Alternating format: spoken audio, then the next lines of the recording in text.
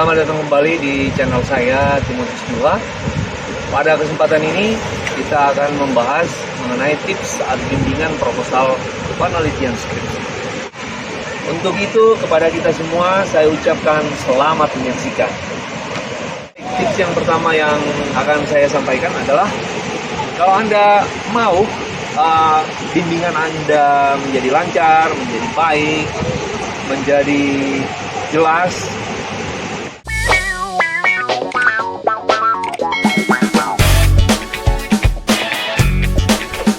untuk itu saya mau menyampaikan tips yang pertama adalah melapor sebagai bimbingan ke dosen pembimbing.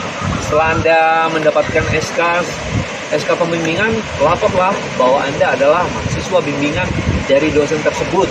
Tentu menyampaikan laporan tentu harus dengan santun, dengan penuh etika, dan disertai dengan bahasa-bahasa yang sopan tentunya. Berikutnya adalah setiap ketemuan harusnya atau baiknya Anda membuat janji dengan dosen pembimbing Anda. Ya memang karakteristik dosen kan berbeda-beda ya. Ada orang yang mau melayani saja kapan dan di mana saja, di waktu kapan saja dia melayani. Tapi jangan salah juga, ada dosen yang mau kalau setiap ketemu itu ada janji, karena biasanya dosen itu schedule-nya banyak dan bervariasi.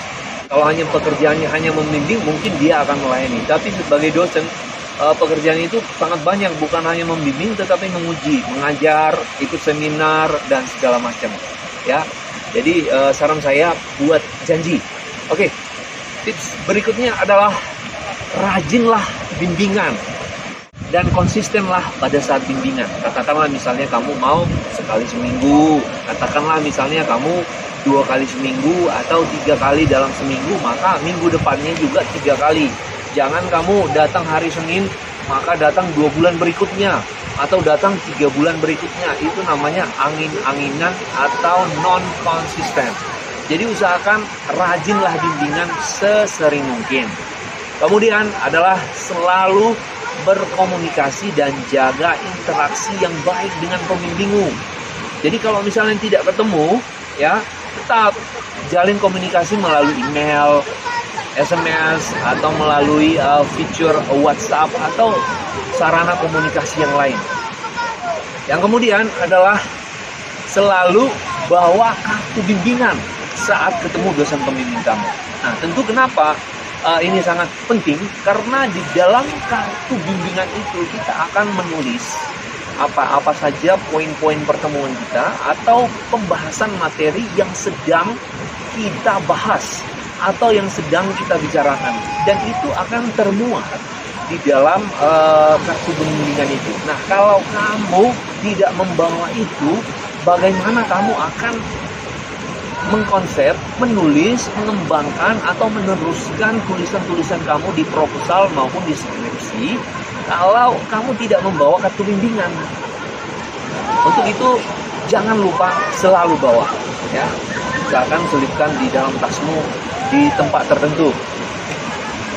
Kemudian tips yang keenam adalah kuasai bahan atau materi bimbingan sebelum mendatangi pembimbing. Tentu misalkan kamu datang ya hari ini, kalian sudah bimbingan, dan 2 hari berikutnya kamu akan datang lagi ke dosen pembimbing kamu untuk bimbingan. Maka bahan yang hari ini, bahan untuk pembimbingan itu kamu harus kuasai, sehingga kamu bawa 2 hari berikutnya contoh, sehingga kalau dosen pembimbing kamu merasa kamu sudah melengkapi pembahasan materi sebelumnya, maka dia akan meneruskan ke pembahasan berikutnya. Jadi pembimbingan itu biasanya step by step, ya, topik demi topik, bahasan demi bahasan, bab demi bab. Jadi kalau misalnya bab ini belum kamu kuasai, bagaimana bab berikutnya kita harus maju ke bab berikutnya kalau yang sebelumnya tidak selesai. Itu maksud saya. Nah, kemudian tips yang ketujuh adalah pergunakan waktu seefektif mungkin.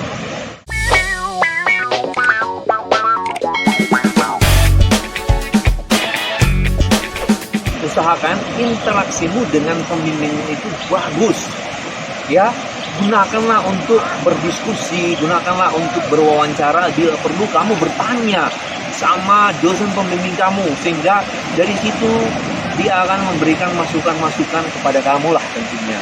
Ya, jangan sampai kamu itu cuma datang duduk diam dan mendengarkan ocehan dosen.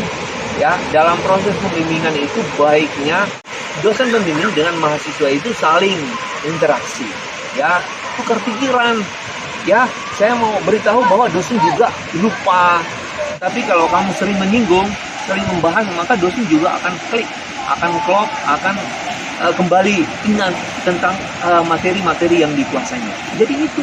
Jadi saat pembimbingan itu bukan hanya bermanfaat bagi mahasiswa, tetapi bagi para dosen juga, karena kita sama seperti dosen dan mahasiswa itu sama, adalah manusia biasa. Jadi kita juga kadang lupa. Jadi manusia yang baik itu manusia yang selalu melatih atau mereview kemampuannya setiap hari dan setiap saat.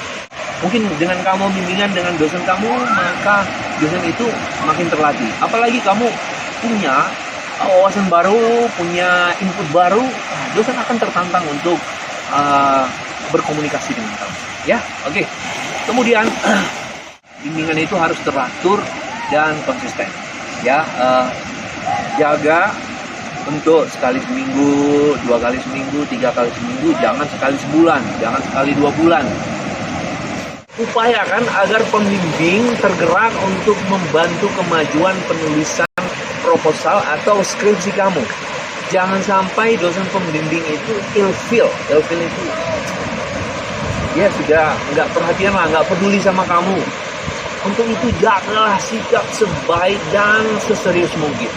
Ya, bukti bahwa kamu serius adalah dengan kamu memperbaiki revisi, melanjutkan kemajuan penulisan kamu dari tahap ke tahap, dan juga kamu intens pada saat pembimbingan, dan kamu sering menjawab pertanyaan. Dan yang pasti, ini yang pasti ya, saat kamu pembimbingan, upayakan sesering mungkin kamu presentasi. Dosen yang baik itu ada dosen yang setiap ketemu mahasiswanya menyuruh mahasiswanya presentasi. Sesering kamu mungkin presentasi, maka yakinlah pada saat ujian, seminar proposal, dan sidang skripsi, kamu akan lancar berbicara. Untuk itu, jalin komunikasi yang bagus. Jadi itu saja yang bisa saya sampaikan. Saya mengucapkan terima kasih. Salam persahabatan.